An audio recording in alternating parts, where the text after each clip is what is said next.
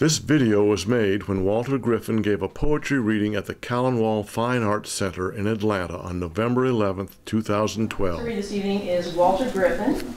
His poems have been anthologized with Tennessee Williams and Allen Ginsberg, and they have appeared in almost every major literary publication, including Harper's, the Paris Review, the Atlantic, the London Review, Poetry, Southern Review, Oxford American, London Review, Kingdom Review, Iowa Review, and the New York Times. He's the author of 8 collections of poetry, and one of them, Port Authority, was nominated for a Pulitzer Prize in 1976. His collection, Western Flyers, was the winner of the University of West Florida's Panhandler Series. And he is a former Master of Poet in Residence for the Georgia Council for the Arts and Community. Okay, please welcome Walter Griffin. I apologize for the struggle with the light situation. I have macular degeneration, and it's a little difficult. So if I'm really going to have to look at this very hard. In fact, let me just say this. On a personal note, I've had the honor and pleasure of presenting my work out here since in the early 70s. And I'd like to thank all the members of the committees over the years, from Gene Ellis and Robert Manns, Turner Cassidy, to the current folks on the committees, Ms. Wyndham, Ms. Ruth Wyndham, Dan Veach, Tony Harrington. And did I leave out Gene Ellis? I don't think so. Yeah. I did? Did? Okay. But I know I probably left out some other people, but I think the last time I read here was in '97. To begin with, I've never really believed in long, talky prefaces for poems, so you'll only hear a couple or 3 from me tonight. I've always felt like the poem should stand on its own 2 legs without any kind of musical accompaniment or any kind of accompaniment. So having said that, the first poem I'll read this evening is entitled At the All-Night Cafeteria.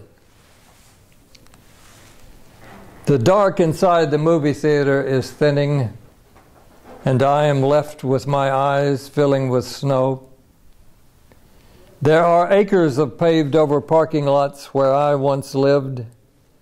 Nothing grows there. Black and white photographs press inside my wallet, eager to get out, to become ghosts. I take them out on the counter, decide which ones to have dinner with. Their cracked and folded smiles lie amid the crumbs, and I am drunk with companionship among the coffee stains of others. I crawl inside the circled edges and hold their faded white hands.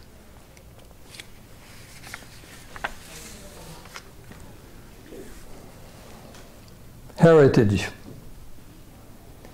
I know your bones, your fetal stretch inside of me.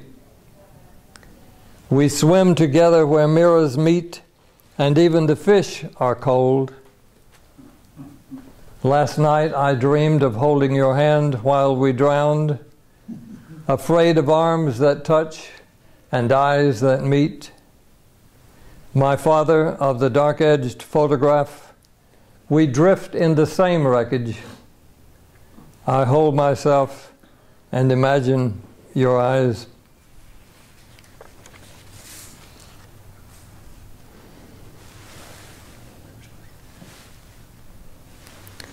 Making up the dead. The lady who cut my hair rushed back from the funeral parlor where she gave Ms. Dobbs her last shampoo and cut. I felt the snips around my ears as she talked, the click of her false teeth close to my head. I was almost afraid to ask, do they ever twitch or expel gas? No, she said, I just cut their hair the way I always did. And if they are too white, I apply a little pancake makeup. The family likes that. Some have said I make them look like movie stars. Corpses are easy to coif, and I don't have to worry about my breath. The roses around her casket smelled so good I almost forgot where I was. And Lord, for the first time on this earth, poor Miss Dobbs was quiet. The same cold scissors with a scent of roses snipped and cut around my face, pale in the mirror beneath brows she had already trimmed, my heart skipping a beat now and then.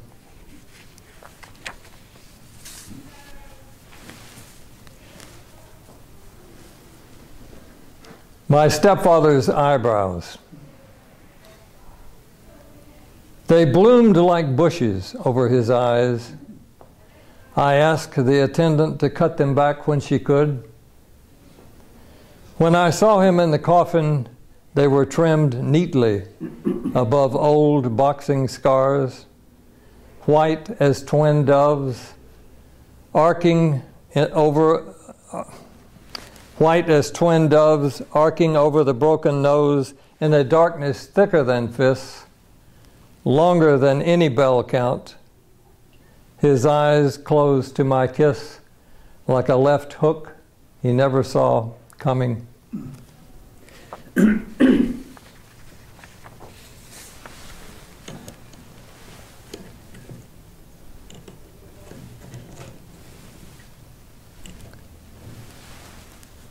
Old men and laundromats. After the initial terror of laying out your clothes in front of everyone, it's where to put the money. The clothes before water, or the detergent first, or in between the clothes. Your fingers find the quarters, slip them into slots, push and listen to the water, vaguely familiar, like your heart between the covers at night, or with your head in the surf when you were a child. Then sitting down to watch your drawers circling in suds inside the belly of this machine, in this place you're so afraid to come to, where people will know how human you are, that you have to wash your underwear out in front of strangers, where the water is hot and women laugh, folding their clothes so knowingly inside the laundrette that reminds you of someplace else. And my God, there are the dryers moving so fast, the lid's closed. Any germs will die in all that heat, or so they say. And you grab your laundry as soon as the spinning stops and run outside with your clothes still hot and wrinkled, dropping things, always forgetting something.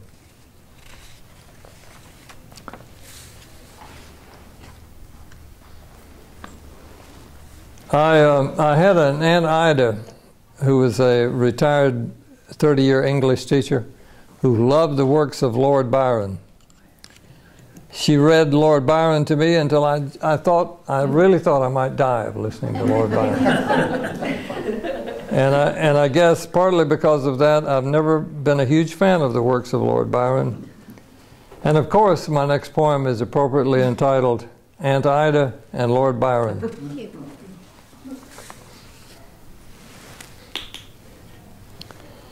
She read his lines with reverence. One could almost hear his lame foot dragging across the floor.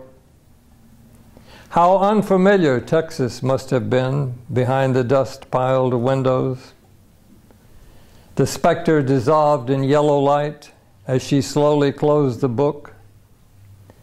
Her breath seemed caught in the kindling fire, while I, pulling my toes through my socks, longed for summer and the sharp blades of grass that cut red ribbons on my knees.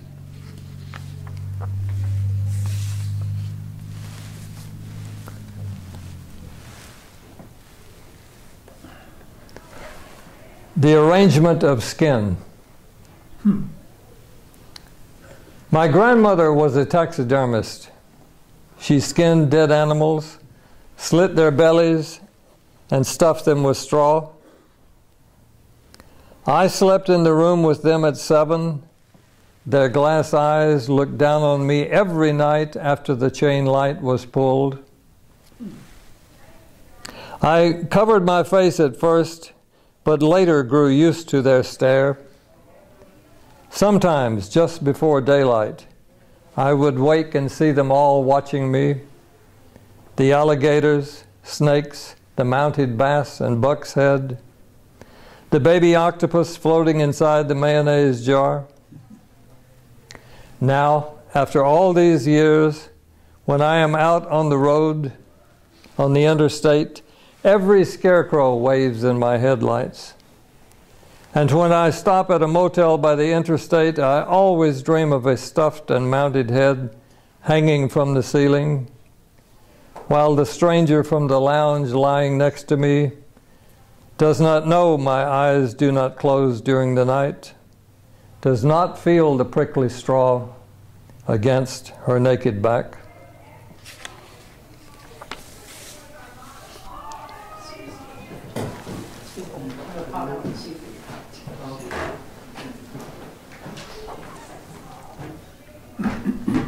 In the nursing home, I reached over and wiped your bottom, helped you up from the toilet. You, embarrassed, held on to my arm as I walked you back to your bed. Your long dark hair against my shoulder, your gown trailing across the floor, my grace, my heart.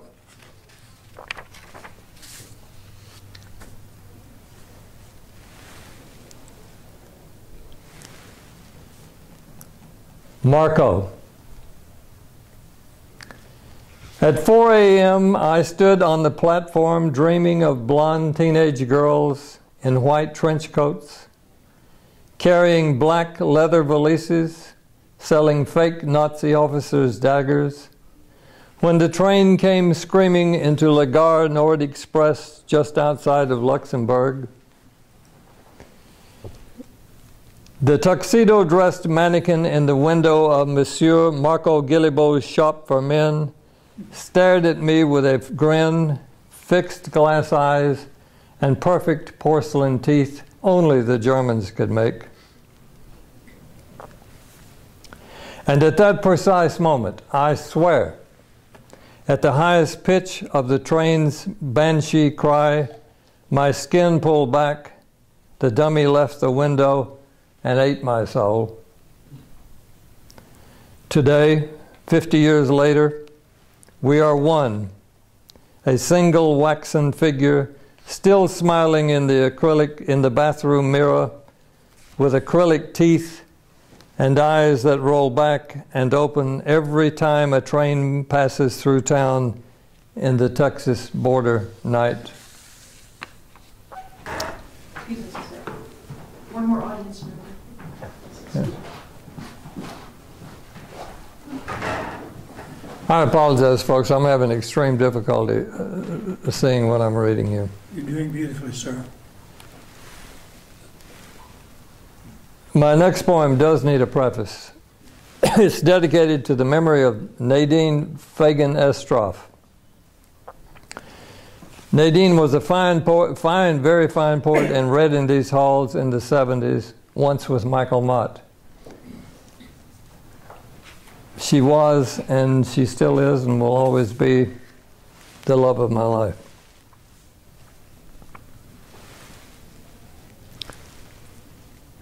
Corvus.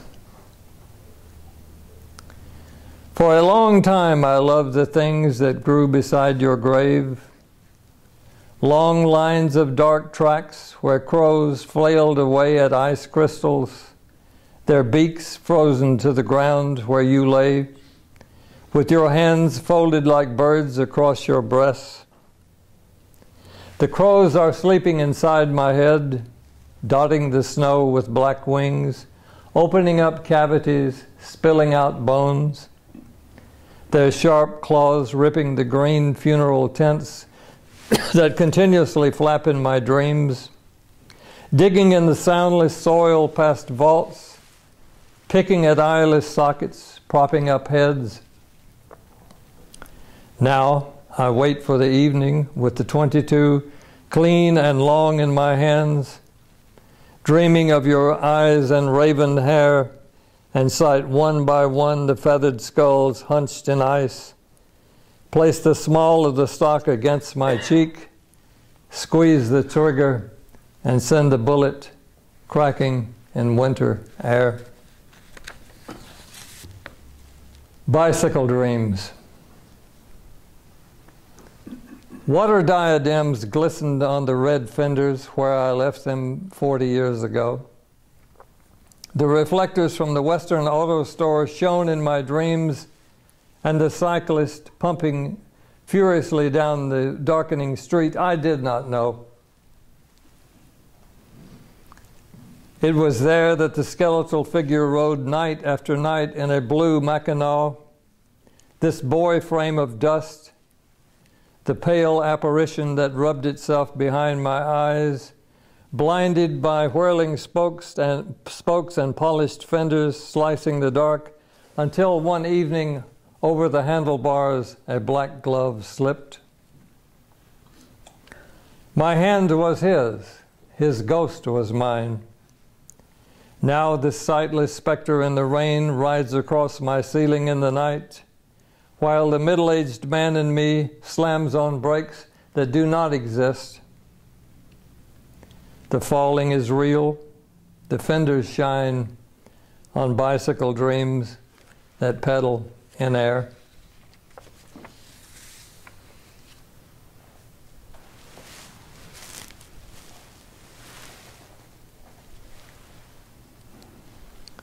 Blue horses. Only the abandoned gate, flung wide open to a cemetery in the dark, is the beginning of my dream. My algebra teacher, Mr. Hawkins, who flunked me in 8th grade, is the keeper of the dead. I tell you, I have often wondered in sweat-soaked sheets what the square root of nothing is, what the birds I drew in my Blue Horse notebook meant. Meanwhile, there is no one at the gate, not even a crow to dot the sky, nor wind to move the hinges or make them creak. Just the muttering of the shades by my bed in this motel room, my heart in their rolled up flapping at the gate, where only the pardoned enter.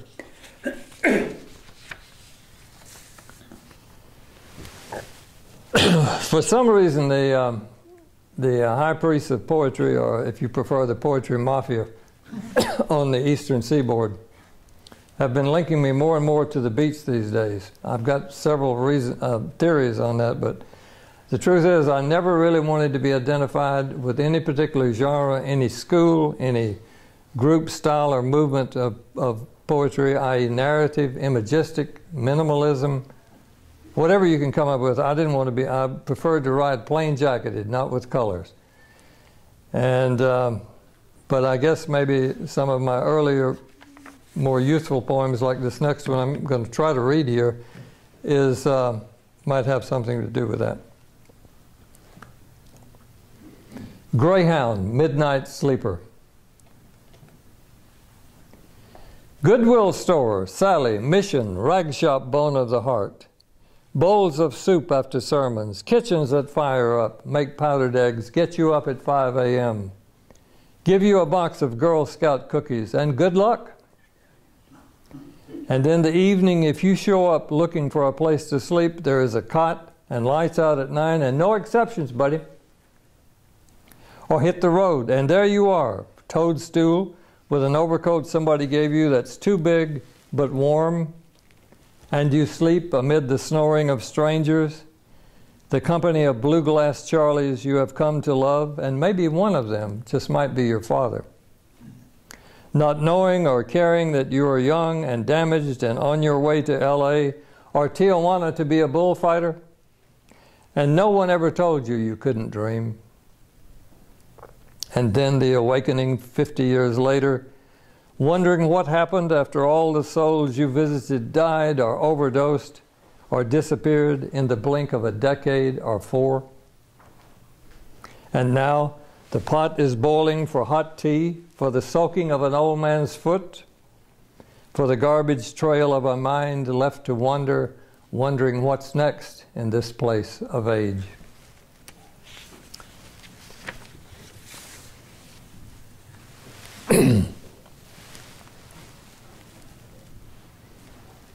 Outlaws.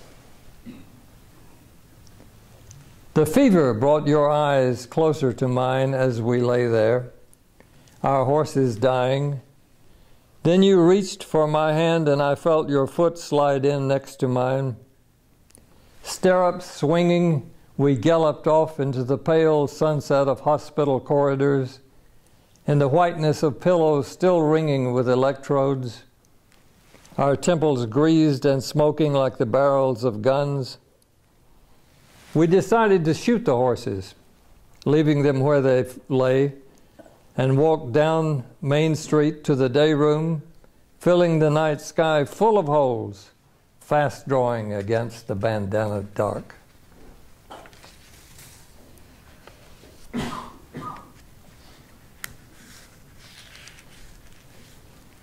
The closing, Bob.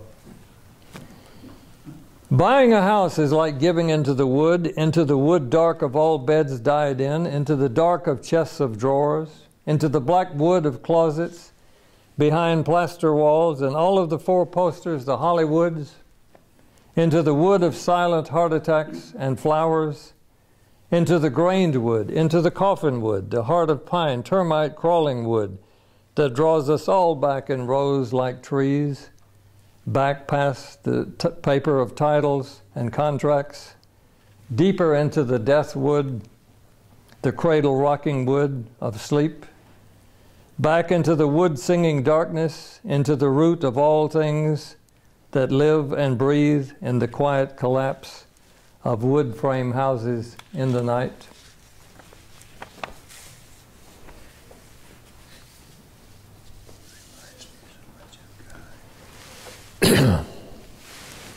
Drink machine. My heart rolls down from its old slot, trying hard to remember the house by the road, so full of silence that day in the country, when I hitchhiked and forgot where I was, thought only of the little house, the weeds and gravel leading to its eyeless sockets. It was then that the crows flew over the long dead arms of trees, their wings a black lid against the sky, while I stood alone or with something looking back, without candy or cigarettes and a drink machine, so far away that summer of 14 summers by the road, my heart, my perfect scar.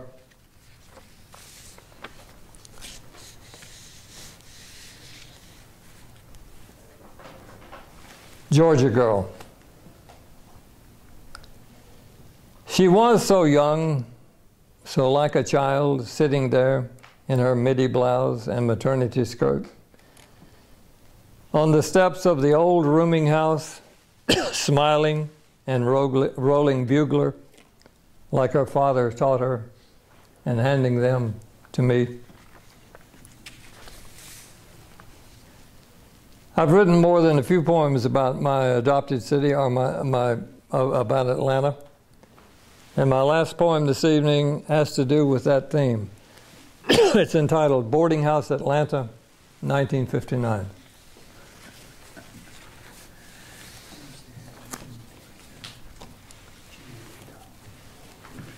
After the porch is emptied, the last breath of evening flattens across the rooms, fills iced tea glasses on the porch, dies in our mouths. Already asleep with hydrangeas, we are fast sinking in the night, released in the sails of sheets. The smell of food in an empty hallway with pictures leads us down to the kitchen, where in the morning the big black lady will set the table for visitors, guests from the rain, the big dog station, and Cameo Lounge.